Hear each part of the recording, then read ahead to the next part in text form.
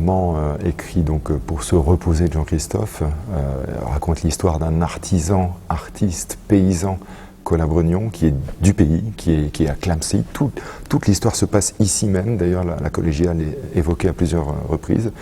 Quand on le lit, on est surpris de trouver comme une résurrection du style de Rabelais. C'est fascinant et c'est d'une très grande poésie en même temps, tout en utilisant absolument tous les registres de langage dans ce qui pourrait être une reconstitution de la langue du XVIIe siècle, du début du XVIIe siècle. On est à l'époque de Louis XIII. Et le livre a connu un rapide succès en fait en France, même déjà en Europe.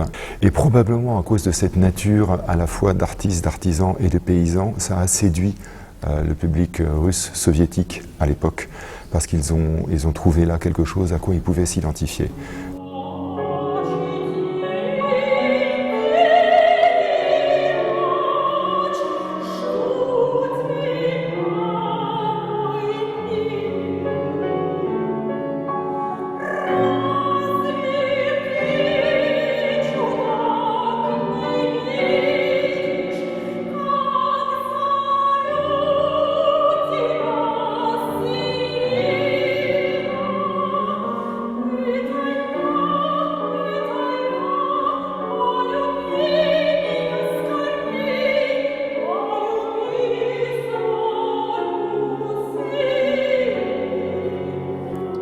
Probablement Maxime Gorky et des librettistes ont conseillé à Kabalevski de s'intéresser à cette œuvre. Alors moi je ne sais pas dans quelle langue il l'a lu au départ, parce que c'est quelqu'un qui pratiquait 8 langues en plus du russe. Mais toujours est-il qu'assez rapidement il a été convaincu par l'idée de transformer en opéra.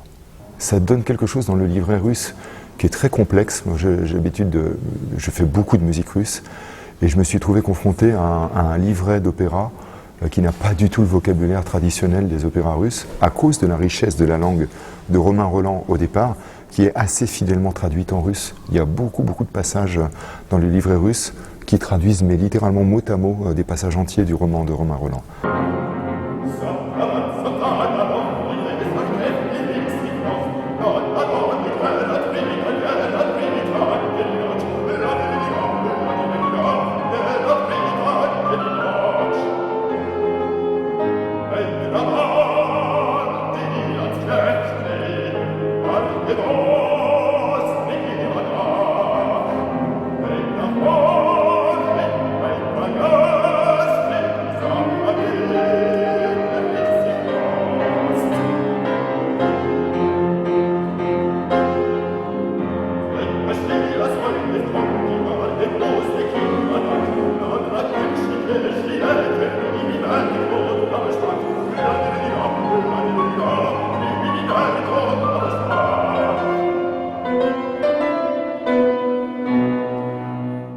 Ils se sont rencontrés, il y a eu des échanges, on n'est pas tout à fait sûr que Romain Rolland était satisfait de la première version de 1937.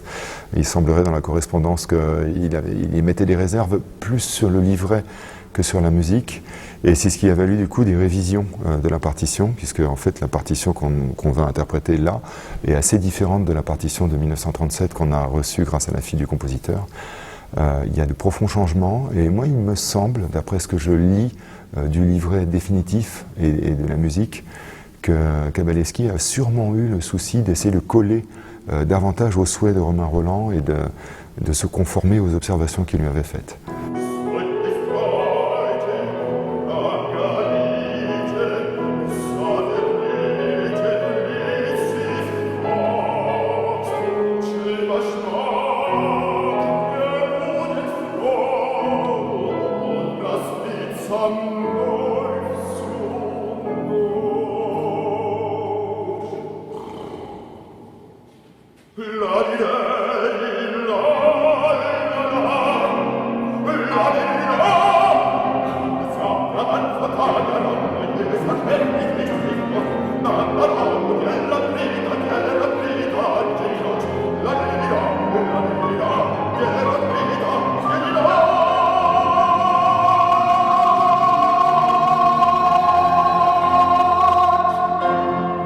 C'est la première française, alors ce sont des extraits dans un premier temps, mais c'est la première fois qu'on donne à entendre des extraits de cet opéra de Kabalevski, qui est en même temps le premier opéra jusqu'à maintenant écrit en Russie d'après une œuvre littéraire française. Donc c'est très fort comme symbolique parce que ça souligne une fois de plus ce qu'on a pu observer au 19e et début du 20e siècle, le très fort attachement du peuple russe pour la culture française et la littérature française. Et là, ça se transforme pour la première fois en opéra. En plus, Romain Rolland lui-même avait épousé une citoyenne russe. À l'époque de la création de cet opéra, il était marié avec elle. Donc oui, il y a quelque chose d'assez fort là, du point de vue culturel. Pour moi, c'est une expérience bouleversante parce que la défense du répertoire russe fait partie de mon ADN depuis que je suis professionnel. Et me retrouver dans cette aventure au milieu d'artistes russes et justement en incarnant le personnage français de l'opéra russe, c'est particulièrement étonnant. Pour les Russes, Klamsi, ça n'est jamais que cet opéra de Kabalevski, avec pas beaucoup plus de précision que ça. Donc c'est vrai que c'est quelque chose de fascinant de réaliser ce trait d'union là.